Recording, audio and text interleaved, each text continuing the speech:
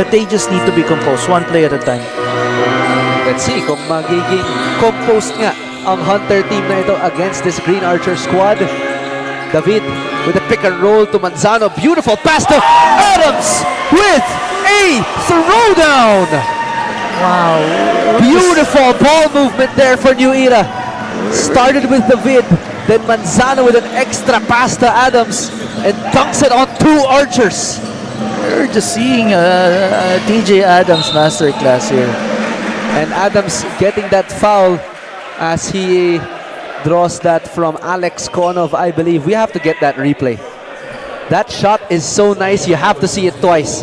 David Manzano to Adams against Amos and Romero. Welcome to your TikTok moment. TJ Adams just rising above the defense. Taller than everybody else, obviously. Nagulat na lang si Gallardo dun.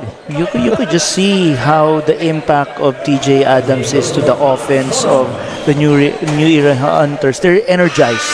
For sure. They have a go-to. They have an emergency pass at the end of that possession. I think yun yung nabibigay na intangible ni TJ Adams. Yung mindset na pagdating ng 20 to 24 seconds nung shot clock namin, at least merong ganun.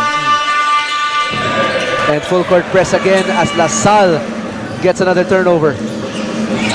Rubico will reset. Calls the play for LaSalle. Amos receives it. And a little miscue on that one as New Era gets back the ball. Not sure what that play was supposed to be, but Amos passing to the cutting Konov, pero hindi lang nag-correct yung pasa na yun. David being bothered in the backcourt, gives it to Gallardo. Alley-oop to Adams, just short, hitting that rim there. Could have been another momentum shift for New Era. Yeah. You could see how New Era has prepared for this. Let's take a look at this quarter scoring. 90-10 in the first, second quarter deadlock 36-35, and third quarter 56-51. Nakita natin LaSalle taking control of the first and third quarter, outscoring the Hunters. But right now, the fourth quarter is anybody's ballgame. Oh, definitely. LaSalle is up 5. New Era is just down by a very small margin. We've seen them come back from bigger. Oh. And Adams again, the collector down low. Just TJ Adams at the end of the day. Amos stops on a dime, blocked by Adams. Great hustle by the New Era big man. David passing it to the middle, but contested by Konov. Tried to pass it to Romero, but nope. You know what I liked about what TJ Adams did there? He did it on offense. Tumakbo siya papunta sa depensa like to get that chase down block. He doesn't get tired. He spots up on offense, he knows his spot, and then he can run back on defense and contest a three-pointer. That's true. David getting that pick from Adams. Cuts it out to Manzano. Little drop step in the middle, but well contested by Pablo. Cortez sees daylight. Adams says absolutely not. And Cortez hits the sign. Hopefully he is okay. Adams also crawling out a bit, checking up on Cortez, and Adams just chasing that. Wow. All the way from Commonwealth QC. We just have we're just at all with this type of game. You know, this is how college basketball should be played. Full of intensity, full of fire from both ends. We're seeing a renewed TJ Adams in this game. Absolutely. I mean, New Era has gone through 4 games, but I don't think we've seen a TJ Adams of this caliber yet. We know he can defend, we know he can get rebounds, but to do it consistently in one game, that's something we haven't seen yet, as Dumo switches hands mid-air, gets that conversion for LaSalle. Wow. Andre Dumo slowly showing everyone that I could be that starting forward, starting swing guard, swing player for the Dlsu Green Archers. Manzano, David splitting the defense. Gallardo all day to shoot, gets the corner to go. Perfect execution for the New Era Hunters. Cortez all the way to the basket, up and under move. How did he do that? Where did the ball come from? Wow. Cortez just manufacturing that ball from his hands, disappearing. Look at this. I don't know what language he speaks, pati yung cameraman napa-ankle breaker. Oo nga Hindi eh. na nakakip up sa tira ni Cortez. But that's an intelligent play, Mix, because he did early offense. Kasi nakita niya kung nasan yung offense. Nabasa niya eh. Yeah. And that's just an intelligent play from on the part of course, Jacob Cortez. And that's been his talent since Sambede. He knows when he can attack the fast break. He knows when the defense isn't set. He gets that gap, makes it work, and gets an end one in the process. Now, it's again a 5-point lead. Yeah, for early Rizal. offense, rim run, yun ang ginawa niya eh. Nothing more. David. But it was very impactful. And Gallardo being doubled there, and Cortez gets a steal. Intelligent basketball there by Jacob. Here we go again. Trying to attack. Kicks it out, Konov. Three-pointer, no. Could have been big for Lasal. Cortez, all day to shoot. Short. Konov with a rebound blocked from behind by Sevilla. And the defense of New Era picking up again as Tolentino checks in for the Hunters. What you see here, Migs, is a back and forth for both ends. Yung depensa kasi na they're making each one survive because of defense. And now yung kailangan na magic bunot ng New Era dito is si Tristan Tolentino. If anyone can get them out of this hole offensively, it's Tristan Tolentino. He has to make his shots though. Yep. Amos is running into traffic. No foul called there. New Era has numbers. Duarte, good defense there by Cortez. Just standing his ground. Gets another rebound. Saves it to Tolentino and just slips out of his fingers. What defense by Cortez? Just Duarte going downhill, standing his ground, and not moving an inch against Duarte. Pakinggan natin ang kwentuhan natin from the sidelines as we listen to our courtside reporter, Bianca Tagarda. Bianca? After that so close run of the Hunters noong third quarter, Coach Jay regroups the team by giving their big men big responsibilities for this last 10 minutes. As per the huddle, kailangan daw nilang maging mabilis when it comes to passing the ball. Never spoil the defense pa rin and always playing with pride. Migs and Benny, ano ba ang kailangan gawin ng Hunters to survive the Green Archers? Thank you, Bianca. And I am not so sure, no? Ngayon, what do you think, Benny? Baka you are best to ask this time. Once it never fails. One stop at a time, one defensive play at a time, and I think yun lang naman yung dapat gawin ng Hunters ngayon. They don't have TJ Adams there, but again, by committee, pwede nilang tutukan yung mga players that matter at this point. And in this case, Andre Dungo and Jacob Cortez. Yan ngayon yung mainit. Tignan natin ano yung magiging defensive scheme sila on these two players. Cortez navigating through the screen of Duarte. Fade away jumper, no good. As Sevilla tracks down the board. David now will reset for the Hunters. Nablo to Tristan. The calling card. Still no answer. Mukhang wrong number yung binigay. Cortez spins away from the defense. Navigating to Dumo. What a pass by Jacob Cortez. Amos, 3, no good. Two clean looks by Lasal but could not convert there.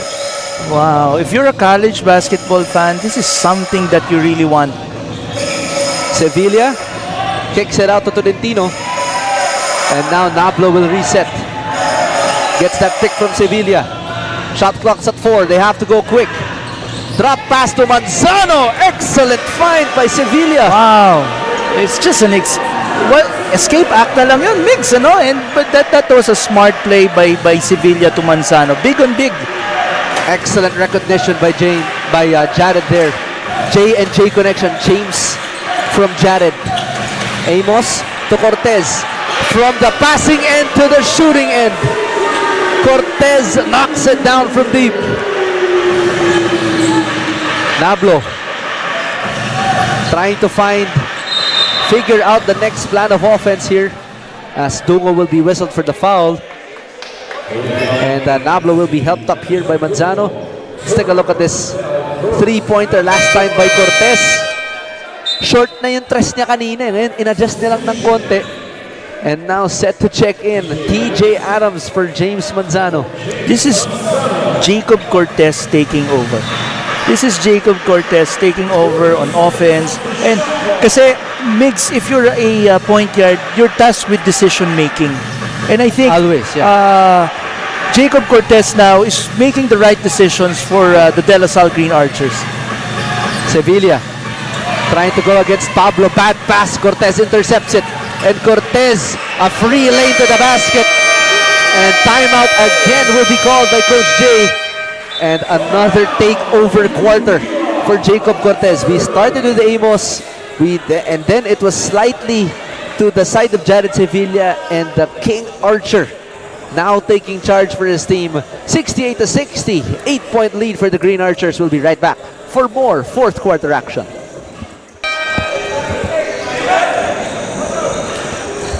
Coaching staff of New Era just called timeout to talk things over as they're down by 8. Trying to find that wake-up call. So the 5 now on the floor for New Era: Tolentino, Adams, Sevilla, Nablo, and Duarte. They have slashing options, they have three-point options, and of course, the collector down low in TJ Adams. LaSalle sporting the 5 of Dungo, Cortez, Marasigan, Amos, and Konov. This is nothing new to New Era naman, Migs. They've been down at this point of the game, pero nakakabawi sila. Tolentino still no avail there on the 3. Duarte. Sorry, that's a Nablo on the drive. Pretty little floater on the inside. Parang nagiging second option na nga to si Nablo. But a very reliable one at that. LaSalle almost got away with another basket. Cortez will reset. 3.5 remaining.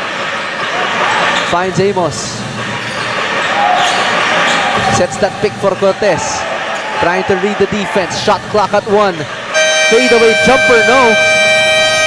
And not a lot of Archers touching that ball on that possession. Nablo.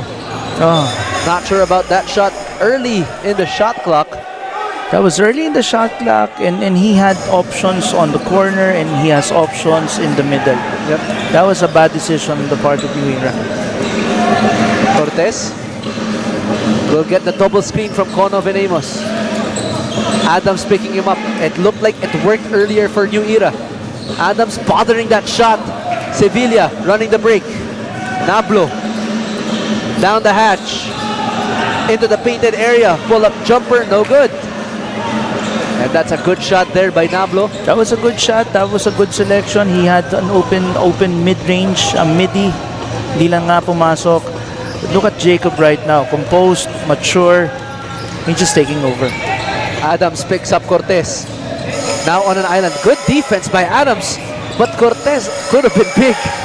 Could have been a big shot. Amos will reset. Cortez waiting for the handoff. Dribbles into traffic.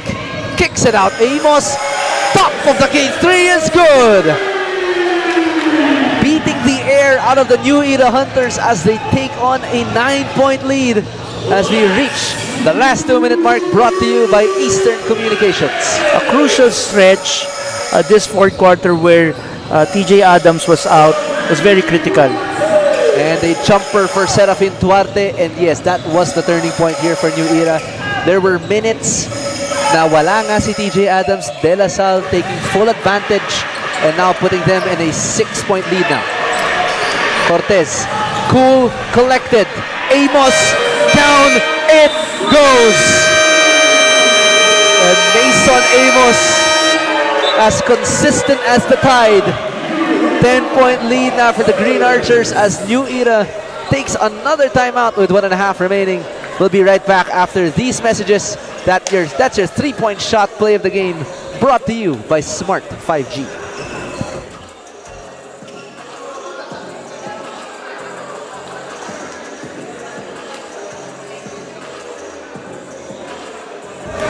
The last 1.5 minutes now as New Era uses up another timeout to figure out another plan of attack against the Green Archers.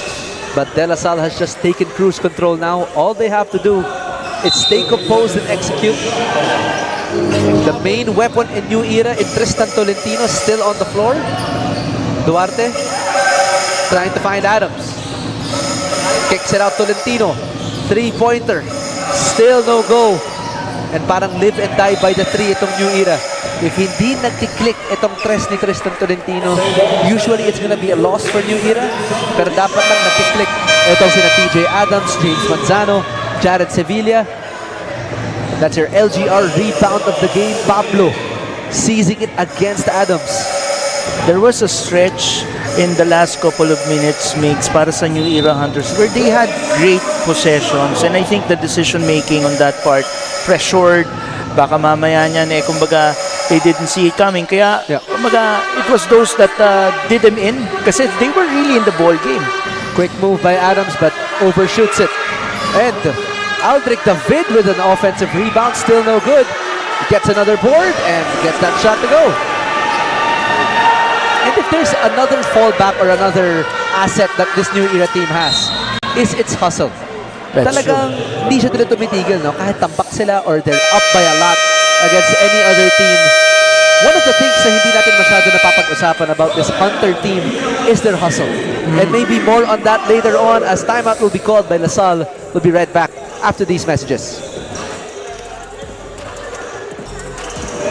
And now we're back for the fourth quarter with less than a minute remaining, unless New Era can come up with a comeback of miraculous proportions.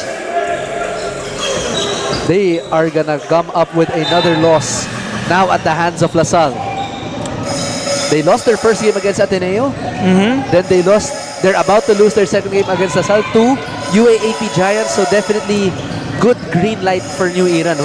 Na from all the experience that they're getting, from all the wins that they've gotten, they just fall short, but from very seasoned programs at that. Amos tries to tack on another three. Bottomless ocean. Wow. Mix, we're just seeing a glimpse of what will happen by season 88. And it's just... That's going to be incredible for wow. LaSalle. For the Dlsu Green Archers. So, Archers fans, you just have to really, appreciate what's going to happen to your team. And the ball sails out of bounds as Cortez tried to save it. So now ball will go back to New Era. You got 30 seconds to go. Let's see what's going to happen here. Yep. And Tristan Tolentino now at the inbound with now down by 9. If they come up with a three-pointer, they could still be in the game. David passes Tolentino from the inbound. There we go. There you go. Exactly what I was talking about. They have to Six-point lead, they have to come up with a stop. happen. Cortez to Zamora. And Zamora pinasok na Owen Duarte and Marasigan having a few words. Owen Duarte not appreciating the extracurricular activity, and Adams just pulling him away with no problem at all. And it looks like that both teams will be called back to their respective benches.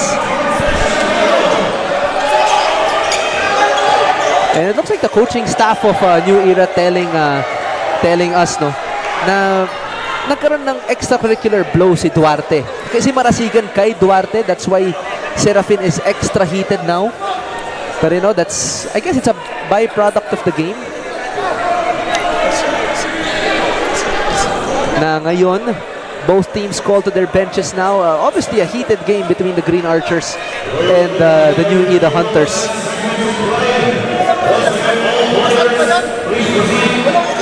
6-point lead now for the Green Archers with about 21 seconds remaining. They could come up with a stop. A key defensive stop here could spell the difference here for the Hunters. Pero yun nga, sinasabi nga ng coaching staff, unang nagbigay si Vores and then Duarte was just trying to retaliate. But yung nakita yata is yung retaliation ni Vores, and there we go. Unsportsmanlike foul will be called on Vores Marasigan. Hindi nga nakita siguro ng referees yung unang bigay ni Vores. And now it's gonna be an unsportsmanlike foul.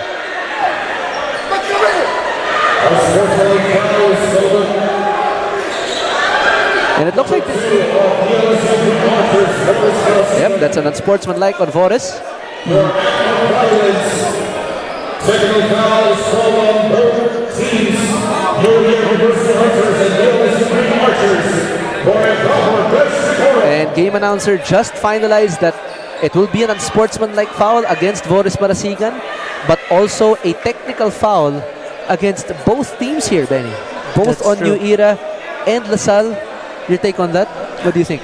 Well, at this point, they have to control the temper. We have a very nice game. We don't have, hindi naman natin gusto na mataintan ito ng anything in terms of the violent side. You know, we want to make sure that everything's under control, and I hope that of course our coaching staff will be able to control. And I think in this case we have to commend of course the efforts of Ira and yung kanilang mga players to really control Duarte at that point when there was supposed to be something na pwede na naging heated. So let's see. Tignan natin kung ano yung magiging actions na i-fine at gagawin ng ating mga officials dito. Si Duarte, pinulot lang siya ni Adams kanina eh. Nung umiinit na si Serafin, Adams just hugged him. And then Duarte was still trying to... We have to commend TJ Adams for doing that, because he understands the implications of these types of actions. And this behavior and style, it actually reminds me of another Adams, Steven Adams naman. Steven Adams, I believe he's from OKC, na very gentle giant, pero pag binangga mo daw, parang pader talaga eh. So yun, kinausap na ng ating security team si Serafin Duarte to try to calm him down. So thank you to our security team, and props to them for keeping the event in control. Yes. And syempre yung LaSalle team, talking to Voris Marasigan as well, na syempre kailangan both teams kalmado lang sila. No? That's right. That's right. Part of games is physicality. For sure naman yan. This is na ASCU meets UAAP. This is Pinoyliga Next Man Cup na teams just trying to prove themselves worthy of that first and second seed. Kasi nga, kung babalikan natin yung tournament format natin, it's the first seed against the fourth seed and the second versus the third. Tapos magko-crossover yung Final Four. So definitely na para mas ma-enrich yung experience naman from the side of New Era, to try and clinch those first four spots para mag-crossover to a potential kumbaga rivalry or match against a UAAP or NCAA giant. And on the side naman of the other teams, it's just to kumbaga mag-rest sila to get that twice to beat advantage. But early in the eliminations, this is very surprising to me. So ngayon mukhang na-stop yung game natin because referees are still reviewing that last one. But the last verdict of the referees na in-announce is it was a non-sportsmanlike foul on Voris, and then it was a technical foul on New Era, and it was also a technical foul on LaSalle for improper bench decorum. So both teams will now have technical fouls Yes. to be meted against them, and si Boris Marasigan act of violence. I think yun yung tinawag kanina ni head referee. Yep. And there's gonna be penalties for it in terms of free throws, if I'm not mistaken. May free throws yan, for sure. And yung possessions will probably be going to New Era. Let's see here. Here's the elephant in the room. Now, let's take a look at the right side of the screen. Marasigan, Duarte. Yeah, binigyan ni Duarte doon, and then Marasigan just faces him up. And then Marasigan just shrugs it off. Si Duarte na yung nagbigay during that last time. And then there's the backlash. So Duarte was from that replay, Yes. Duarte came from the other side of the floor. Naghihintay lang si Marasigan, and then he just tries to floor Voris, but he just doesn't move an inch. Pero unspo doon kay Voris. Interesting call by the referee, but let's see. Baka may finality pa to na may kinakausap pa ang ating coaching staff from both teams. And I think Commissioner Boying Dilo is like they're seeing it now. Let's look at the left side of your screen. So Duarte and there we go. That's the elbow that Voris gave Duarte. And I think that was what Duarte was referring to. That's why Duarte was late to the play. He sprinted to the other side because Voris gave him that elbow. Referees didn't see the initial elbow, And then now Voris is being called for the unsportsmanlike from the previous elbow na hindi natawag. And then it's technicals on both teams. Yeah, I think that's where Could be fair. yung review system natin has shown kung ano yung mga penalties involved. Yeah. Okay. So, it was a clear unsportsmanlike, I believe, on the side of Voris. No? Nakita niya kasi, let's take a look at it one more time. From the left side of your screens, Voris and Duarte. From the shot of Tristan. Shot connects, and there we go. A blow to the right side abdomen of Duarte there, and just floors him. Kita naman na masakit talaga yun for sure. And then Voris looks back. He's back on offense. Then Duarte gives him one. And this is where the scuffle and Started. Yep. started. So we go to, of course, our officials to make the proper call on this. Yep. And I think they did, Mix, just Yep. to review it. Both benches were called for unsportsmanlike, for technicals. for technicals, For for improper bench bench decorum. And Boris has been called for, I think it's act of violence. It's an Yes. unsportsmanlike foul. And let's see how sila head referee Dennis Escaros would continue this game. And credits din siguro sa referees, no, na hindi nila tinawagan ng unspo itong si Serafin Duarte kasi hindi naman siya nag-fighting stance. Yes. Kinuha kagad siya ni TJ. Yeah. So that could have been an eruption more on the side of New Yeah. Era if napituhan pa eh. Yeah, and si we commend Serafin. again. We commend the new era basketball team, yung mga teammates ni Serafin Duarte Yeah. for just controlling their teammates. We commend that, and then that's something na kung nag-escalate pa, it could have been different. But I guess this is something that's. Oh, and Duarte having words with the fans now, not appreciating the feedback that the LaSalle crowd is giving him. Yun yung hindi natin gusto makita, no, from a player, because player to player is probably normal because nagkikiskisan, nagbibigayan in the middle of the game. But if you're trying to fight against the audience, that's a different topic entirely. And we don't want it. We don't want that. And I guess si Coach Jay at this point and the rest of the new era Hunters, they're gonna try to control their side. Yeah. There's still a chance. If we're gonna They're go back just to the down ball by game, 6 they're with just 21. down by 6. Yeah. If the tides will turn differently, one defensive play, it could change the landscape of the game, and baka mamaya niyan masungkit pa nila to without everyone seeing it. Ayan, sa kaka-review, nakipagkaibigan na nga si TJ sa bangko ng, at ng least LaSalle. na. Nakikipagkwentuhan na. Nakikipagkwentuhan na si TJ Adams kay Maybe, could we see him in another green and white? Probably. We'll never know. We'll never know. We'll never know. So Kasi mukhang nagugustuhan ng LaSalle yung pinapakita niya eh. But we'll never know. ayoko naman mag-start ng something na wala naman doon. But I'm just happy that at this point naging naging tempered ang both benches. Well, the referees talk it over for our last calls. We'll go into our timeout.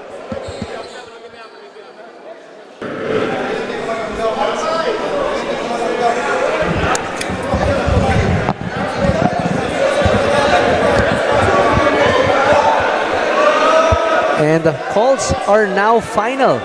It's going to be an unsportsmanlike call on Boris Marasigan for Okay. act of violence. So that call stands. It's going to be a technical foul on the Dlsu bench. Okay. But no technical on the side of the bench of New Era. Okay. But there will be an individual technical foul called on Serafin Duarte for Okay. unsportsmanlike behavior. So there's going to be a lot of free throws that's going to happen Yeah. dito, Migs. And let's see. Because those free throws would change the landscape of the game. Yes. And So- look at it. The best shooter in the game for New Era will be taking these free throws in Tristan Tolentino. But these are going to be very, very big free throws for New Era because you have the free throws from the unsportsmanlike. We have free throws from the technical foul.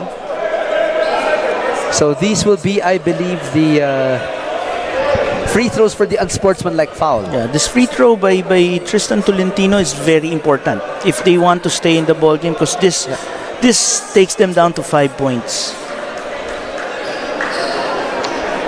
He could turn it into a more manageable two-possession game here. But Tristan Tolentino has been almost absent in this game for New Era. No? He has been called upon on repeat by head coach Jay Agsanud and the rest of the coaching staff. But his three-pointer just was nowhere to be found today. And missing a crucial free throw is Tristan. But he has another one. Oh, and he misses both. Very big misses here for Tolentino. And all you can do now is just take it one play at a time. Yes. Right now, wala nang free throws, wala nang galit or sad or annoyance. Can take back those free throws. So what New Era can do now is just focus on the next one. Those are the two games, the two shots that mattered the most for New Era. I guess that would have taken them down to 4. And now Zamora will be taking free throws. Obviously a proud dad on the bench, missing that first one. And mukhang nandito rin yung mga kaibigan ni Ronaldo Zamora cheering him on. He has one more free throw though.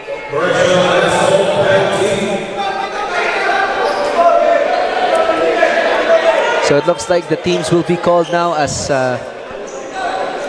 proud na proud si Proud Daddy. dad, of course. The mayor of San Juan, Mayor Francis Zamora. Francis Zamora, yep.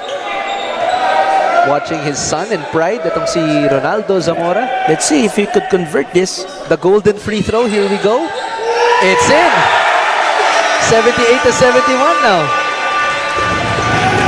And now Jared Sevilla pulls up from deep. Oh, top of the key three is good. They're still in the game. They're still in the game. It's just a 4-point lead. Cortez can waste away the time. They have to foul. David still not giving up the foul. Pablo Tolentino trying to foul him. Sevilla finally getting the foul against Cortez. And wasting away about 8 seconds of valuable time there was the Hunters. They should have recognized. They're down by 4. About 10 seconds remaining in the game clock. They should have fouled. There was 2 shots, 2 free throws that mattered, and then there's just those mistakes or miscues in during endgame that they have to look back. And Mr. Late Takeover now at the free throw line, Jacob Cortez with a last half propel for LaSalle here, coming more into life in the third quarter. But I have a guess kung sino yung best player of the game natin, Benny, no? Pero wag na muna natin batiin. As timeout muna ang tatawagan ng New Era University Hunters. We'll be right back after this timeout.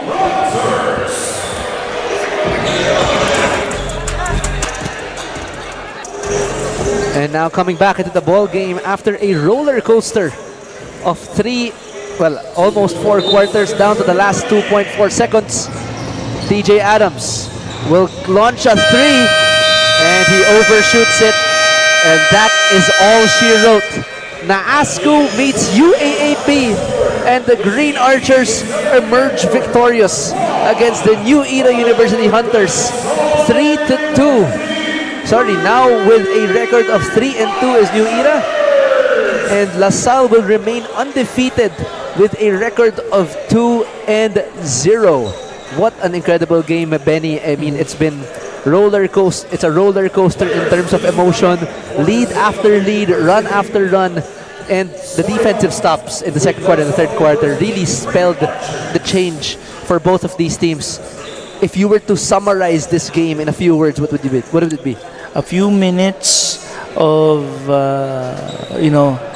not looking at the game could spell a big difference. Oh yeah. I think it was just a matter of 2 to 3 minutes where you lost control of the game and you completely lost the game. I think that was what happened, because for 37 minutes of the game, nandun pa rin ang New Era Hunters, but I guess nawala pa rin sila. And both teams were trying to talk it over, but the head coach of New Era still adamant on his point. And the game announcer obviously asking both benches to go back to their respective sides to preserve the peace here. Now calling the security guards. First time ko makita yon. That's right. And I think it's a good thing that we have our security tight.